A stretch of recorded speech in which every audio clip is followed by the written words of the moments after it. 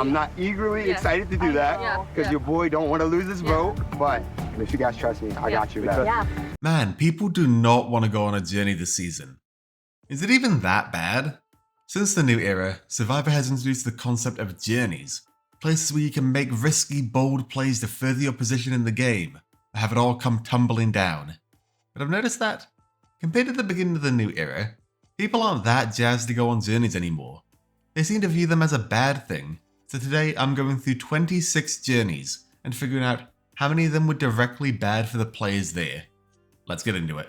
Before we start, we need to clarify, what is a journey? The only exclusions are journeys of this nature. This is not a journey, this is Jenga to keep your vote. And this is not a journey, this is Mario Party. I know Jeff calls them journeys, but to me, you need to be able to actively win something, not just protect yourself from losing something because you weren't good enough at random immunity challenges. If you really want to, you can say that these were bad for some people and add them to the tally at the end. We'll begin with Survivor 41 and the Prisoner's Dilemma journey. It's the Prisoner's Dilemma. I mean, it isn't the Prisoner's Dilemma, it's the Hawk Dove game, but I don't have enough time in this video to be mad about it. For our first journey, Xander, Danny, and JD, nothing bad happened to anyone. This is a good journey for all involved. Xander and JD got extra votes, and Danny got to chill. You could argue this led to JD's downfall in a few episodes' time, and there are later entries in this retrospective that will look a few episodes ahead, but I don't think JD was going to be in a good position either way. So far we're at 0 bad journeys and 1 good journey. The second journey of Evie and Deshawn also just went fine. They met up, Eva protected Deshawn wrist, there was no drama, it really just went smoothly for everyone involved. So far journeys are good, stop being so afraid of them. Journey 3, Sydney, Tiffany, Brad, in which they try to win a top or a steal a vote. While Brad does win and leaves the other two with nothing, it's not like anything bad happened to them as a result of the journey. They didn't gain the top or the steal a vote, but no one lost their vote. Again, you could argue this was the start of Brad's downfall, but I do think that had more to do with losing his vote to the Beware advantage, which we'll cover in another video. Broccoli grows little bunches on small trees, so I feel like a little broccoli tree, I guess. Journeys are currently very cool.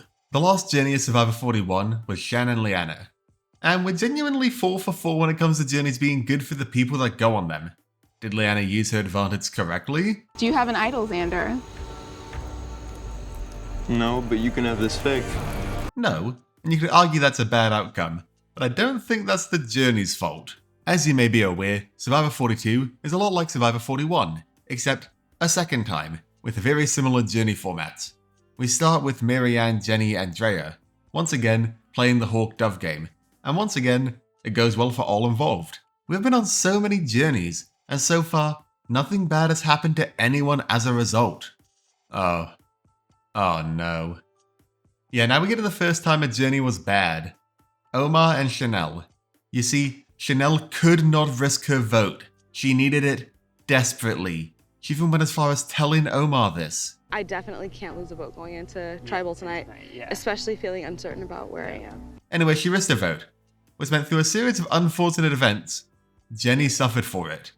I have a lot of opinions about this round of Survivor, but Jenny being our first journey victim makes me so very sad to see. And I do count this as bad for Chanel, because this was not what she wanted to happen in the slightest. Even though it didn't lead to her own vote out, her journey choices did lead to a bad outcome for her game. Anyway, next we have Roxroy and Lydia, and nothing happened. I guess this is a good journey? Add it to the pile. For those keeping score at home, it's 1 bad, 6 good. This brings us to Survivor 43, with its first journey of Gabler, Carla, and Dwight. Here's where I expect to lose some people with my logic. Dwight did lose his vote. That is a thing that happened to Dwight. But it didn't end up mattering. If you lose your vote, but having your vote wouldn't have changed the game in the slightest, did you even lose your vote in the first place? This is a question ancient philosophers have pondered for many years, but in my eye, I think this makes it a journey with no bad outcome. Same with Owen, James, and Noel. They just let Noel have the advantage. No votes were lost, no drama was had. Unless you do something that you explicitly say you absolutely will not do, it seems like going on a journey is just a way to potentially earn some power. And if you don't, oh well, nothing too dramatic happens. Oh hey Janine. On this journey, Janine, Gio, and Jesse all risked their vote. And funnily enough, despite losing his vote, Jesse actually came out on top here. Gio gained an advantage and was voted out in this exact same episode because of it, so that's bad. That's the first time a good outcome has actually been bad, but is something we should look out for. And Janine lost her vote, but it's hard to say how much it mattered. Let me know, do you think Janine could have saved Ellie if she had her vote that round? By throwing out Ellie's name, I was trying to throw out Ellie's name. I'm inclined to say no, but either way this journey did end with a bad outcome for at least one person involved. We're now 2 bad, 8 good. Survivor 44 is a season that exists. The first journey was brutal. Sarah lost her vote and Matt lost his vote for 2 tribals, which, funnily enough, didn't actually lead to a bad outcome for Matt. It did for Sarah though.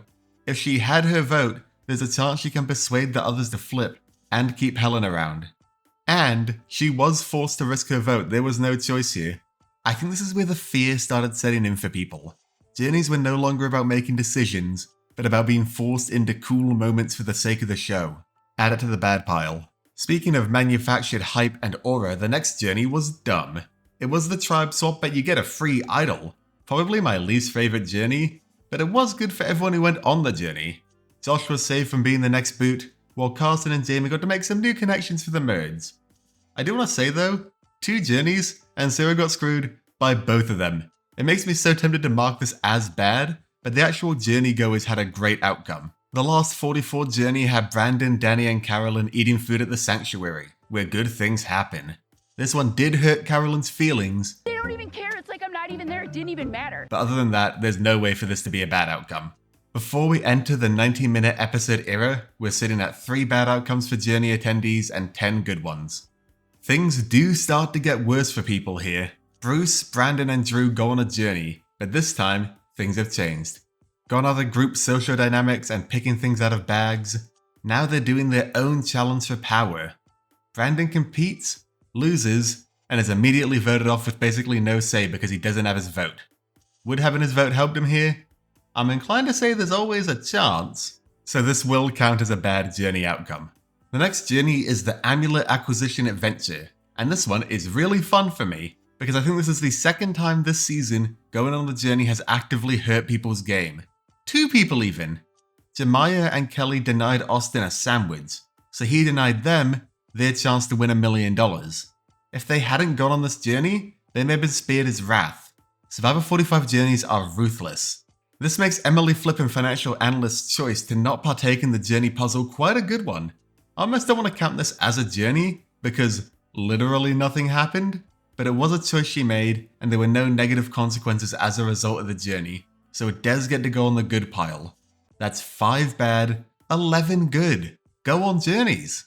Survivor 46. Zelensky, Maria, and Tevin. Oh boy, I wonder who will be negatively impacted by the journey in this It's Zelensky. Of course it's my legend Zelensky. Folded under absolutely zero pressure and lost his vote immediately. I'm not deceitful at all. I do have the scorecard. I'm not even entirely convinced this was a top several worst moment for Zelensky in the premiere. Last I checked, several means 7. But if he hadn't gone on the jury, he may have been able to change his fate. Man, it seems like journeys are getting actively more dangerous as your choice to play is stripped and you're forced into the scenario where you have to just try and not lose your vote. This trend continues with the next one, Ben, Liz, and Banu loses his vote. He doesn't lose his power to smite Randon thanks to God, but he does lose any and all bargaining power he may have in the next round. And knowing Q, I'm sure if Banu had his vote, things could have gone slightly differently, and maybe the mermaid dragon could have been slain. We've gone from long streaks of positive outcomes to now 4 of the last 5 being bad. And one wasn't bad, only because Emily chose not to partake. However, Hunter will break the streak here, and I think that is important to note. While Hunter lost his vote, in a challenge I'm pretty sure I could do with 2 eye patches on, it didn't matter. Hunter wasn't in any danger of going home, so not having his vote didn't really impact the game at all. Good job, Hunter, please learn the order of Survivor seasons. This brings us to Survivor 47 with Annika, Rome, and Kyle. There were actually 3 losers on this journey. Annika and Kyle lost their votes, and the audience lost because Rome won an advantage. Kyle's vote loss was a lot like Hunter's. Annoying, but not impactful. Annika got voted out because she had no vote. If she had her vote, I think Sierra likely sides with Rachel here, but that would have led to Andy going home, so I'm not too mad about it. I crack open a coconut and they didn't cheer for me. We now get the second amulet acquisition adventure, and this one actually went well for all involved. No one really cared about the amulet this time, so no bad journey. And Rachel's journey in Survivor 47 was once again just good. She solved the puzzle and secured her advantage. Nothing really to worry about here. Coming into Survivor 48, we're sitting at 8 bad, 14 good. Survivor 48 may tip the scales, with the very first journey of Mitch, Thomas, and Mary, leading to Mary losing her vote, meaning she couldn't do anything as Kevin was voted out. She couldn't even play a shot in the dark, which she was quite keen to do. And the most infamous journey of all, Yahtzee, where Justin is screwed over because he doesn't have a vote by the end of it. Man, that really sucks. But he probably should have given Cedric a heads up. And then what about your vote? Did you lose that or keep it? No, I'd have to risk it. Oh, cool. Yeah. Oh wait, Bianca, giving Cedric a heads up? I don't have a vote. Oh, really? Yes. You fool! 2 separate people who played this result opposite to the same person, both going home because of it. Because of Yahtzee on the beach. Are you kidding me? This would be the perfect cap, but I do need to quickly say that Eva also went on a journey and it was fine for everyone involved. And the most recent journey in Survivor 49 literally did nothing. Cool stuff. This leaves us at a final tally of 10 journeys that resulted directly in a bad outcome for participants, and 16 journeys that resulted in neutral or good outcomes. That's not terrible odds, but they're not great either.